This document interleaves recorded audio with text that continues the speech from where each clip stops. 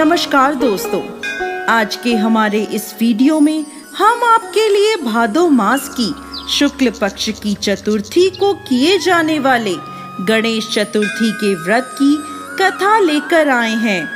एक समय की बात है, धन के देवता कुबेर को अपने धन पर बहुत अभिमान हो जाता है।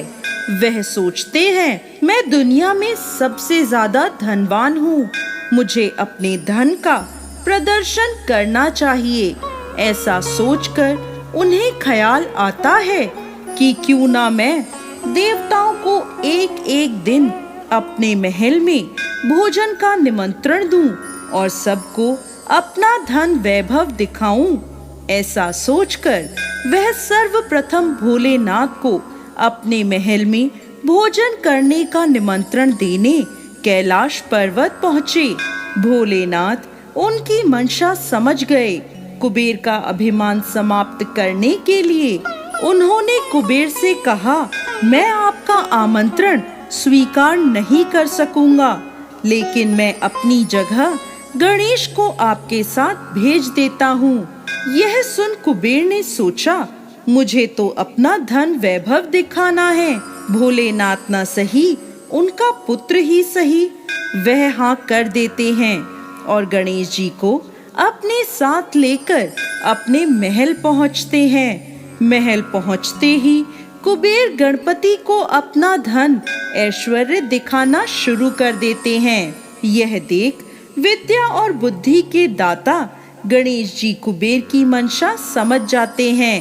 अब जब गणेश जी खाना खाने बैठते हैं तो कुबेर उन्हें सोने की थाली में विभिन्न प्रकार के पकवान परोसते हैं।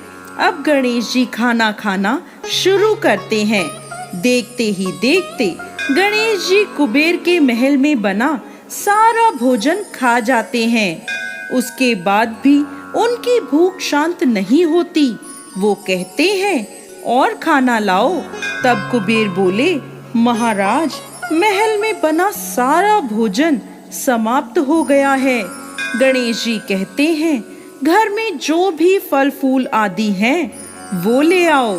कुबेर जी वो भी गणपति जी को दे देते हैं। उसे खाने के बाद गणेश जी कहते हैं, मैं तो अभी भी भूखा हूँ। अब कुबेर ये समझ जाते हैं कि मैं अपना वैभव और ऐश्वर्य प्रभु को दिखाना चाहता था, इसलिए गणेश जी मुझे सीख देना चाहते हैं। वह गणेश जी से हाथ जोड़कर माफी मांगते हैं और कहते हैं, प्रभु, मैं अब कभी भी अभिमानवश ऐसा कुछ नहीं करूँगा। उन्हें क्षमा कर गणेश जी वहाँ से अपने घर कैलाश पर्वत के लिए निकलते हैं। अब क्योंकि गणेश जी ने बहुत सारा खाना खाया था, उनका वजन बढ़ जाता है।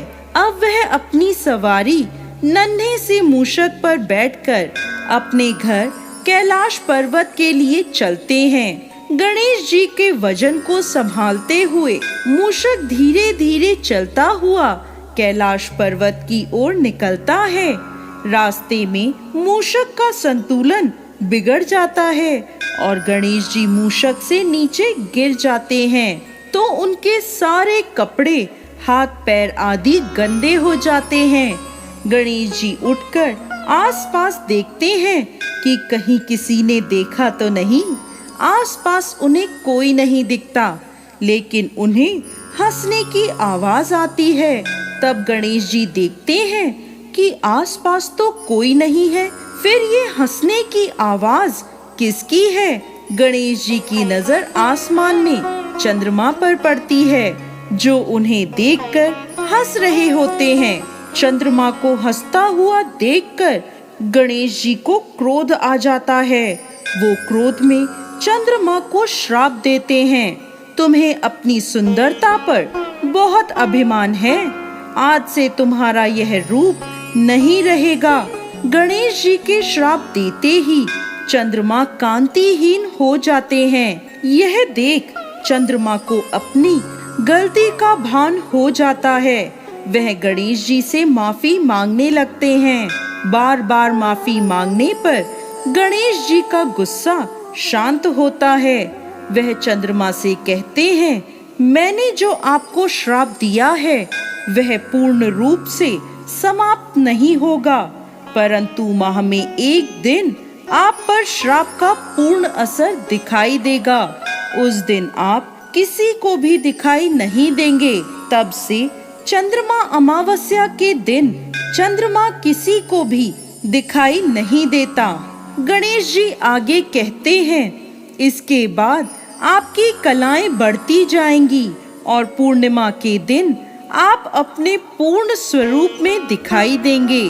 फिर पूर्णिमा के बाद अमावस्या तक आपकी कलाएं घटती जाएंगी।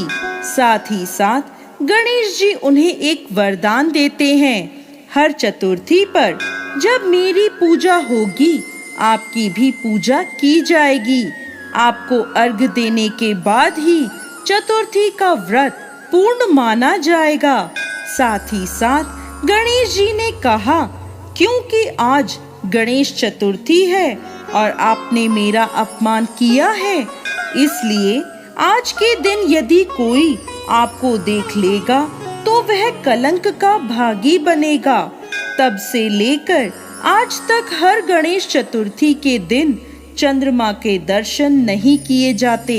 ऐसा माना जाता है कि यदि इस दिन कोई भी चंद्रमा के दर्शन कर ले तो उसे दोष लगता है। तो दोस्तों, कैसी लगी आपको आज की हमारी गणेश चतुर्थी की ये कहानी? हमें कमेंट बॉक्स में लिखकर जरूर भेजें। साथ ही साथ आपके अपने चैनल को सब्सक्राइब करना ना भूलें। जय श्री गणेश।